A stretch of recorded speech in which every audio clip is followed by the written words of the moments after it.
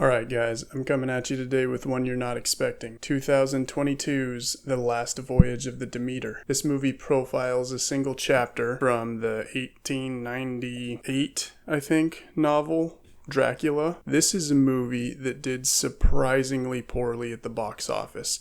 And I say surprisingly because it's a Dracula movie. Dracula fans, vampire fans, gothic horror fans, there are enough of those in the world to imbue like any gothic horror movie with success, no matter how bad it is. And the crazy thing is, this movie was actually really good. It had so many things going for it. Some of the best things about it were all the performances. Like Liam Cunningham, Corey Hawkins, they bring to the table what you would expect. David Dastmalchian, like, they do the job you would expect them to do. They're all really good.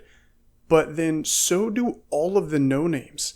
All of these actors that you have never heard of, top to bottom, they just hit it out of the park, man. Every single person. The acting in this movie is top-notch. Another thing going for it is its period aesthetic, and not just the fact that it has a period aesthetic, but how well that aesthetic is executed.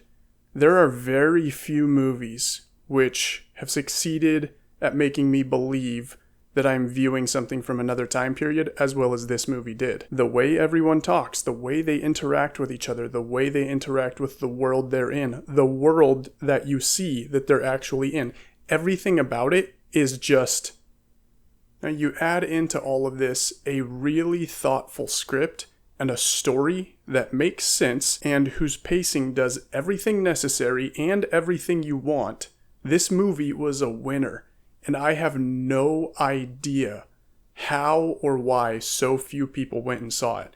And the people that did go and see it gave it a pretty mediocre reception. And for the life of me, I cannot understand why. Again, even if just for the fact that there is a fan base for gothic horror that goes and sees everything of the genre, and they did not show up for this one. So I guess, I don't know. I don't know if it was a failure of marketing, if it was bad word of mouth. I don't know what it was. But I'm not here to talk about any of those things about the movie. I'm here to talk about one thing in particular.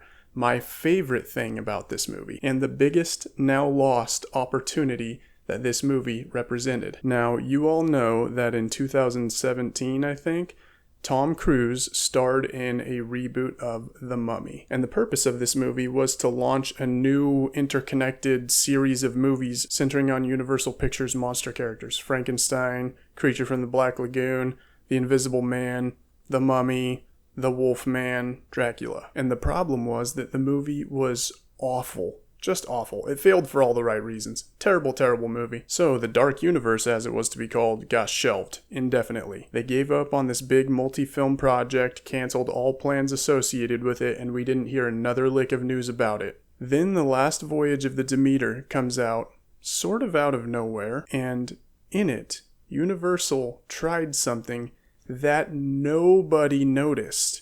Nobody. You might remember, unconnected from the 2017 Mummy movie, there was a Wolfman movie made in 2010, directed by Joe Johnston, starring Benicio del Toro and Anthony Hopkins. And despite having kind of a lame final showdown, the movie throughout was actually pretty good, like a pretty prime piece of gothic horror. And again, it was not set alongside any other movies, it was self-standing. But in that movie, the main character, Lawrence Talbot, played by Benicio del Toro, is gifted a walking cane. And the handle of that walking cane is in the shape of a wolf's head, made of silver. It doesn't play a big part in the 2010 Wolfman movie, but it's central to the plot of the 1946 Wolfman. The silver-handled wolf cane is what's used to defeat the Wolfman at the end of the movie. And as an aside, that movie is worth watching for that scene alone. The visual, emotional performance of Claude Rains in that scene is amazing. The context is this character's out in the woods at night with a group of people, and I think they're hunting the Wolfman,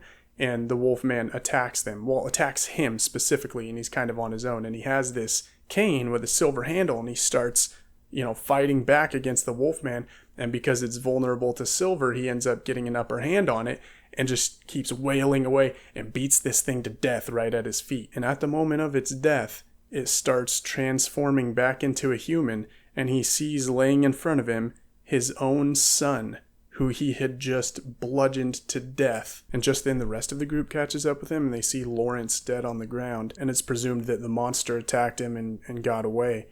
And his father is stuck between utter confusion by the revelation and not being able to say anything because no one would believe him that it was the monster. So he's just endured the most traumatic event of his life, but he can't break down. He can't relieve anything because his instincts of self-preservation tell him he cannot tell the truth about what just happened.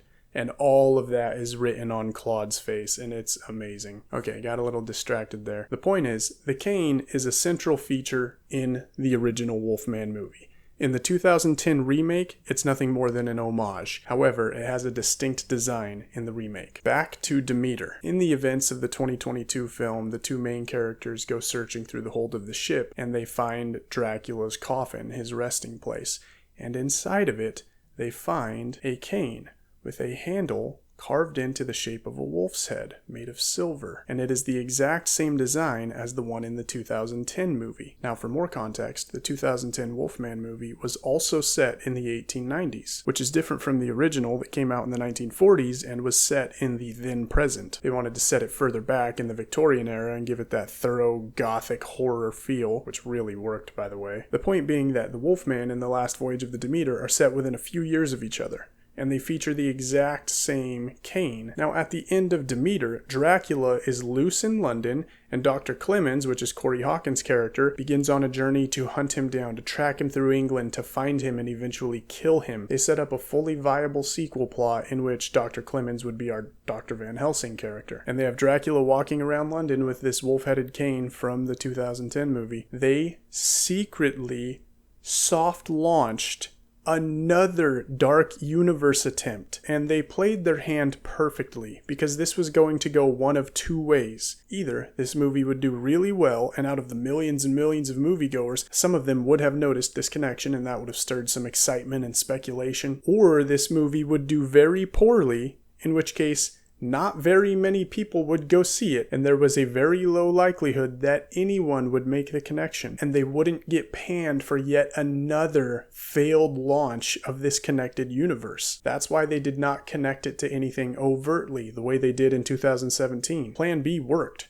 Nobody noticed. Nobody thought of this as a Dark Universe movie. So no one is now further criticizing Universal for not being able to get these properties off the ground because no one knew they even tried again. Hedging your bets is what it's called, and they did it well. And the bad news is this was a really good movie. This should have been the one that worked, but it didn't. Not enough people went and saw it, and those who didn't love it. And now that version of the connected universe is not going to see the light of day. And it is what it is. But I just thought you all should know about this thing that Universal tried right under your nose. And since the movie didn't do well, they're glad you didn't notice. You can't get anything by me, Universal. I notice everything. And I loved Joe Johnston's Wolfman movie. And I loved Demeter. And I'm really upset that that's not the universe we're getting. But Universal does stuff like this. They do things they hope you'll forget, they hope you won't notice. Do you guys remember in the promotional material for the first Jurassic World movie, they called the Indominus Rex the D-Rex? Like, that was in the material. So now in the promotional material for Rebirth, this mutant dinosaur creature is the D-Rex, as if the other one was never called that. Again, they didn't think you'd notice. I notice everything. But thanks for tuning into this one, guys. If you enjoy discussion of movies and mysteries and you haven't subscribed yet, do so below.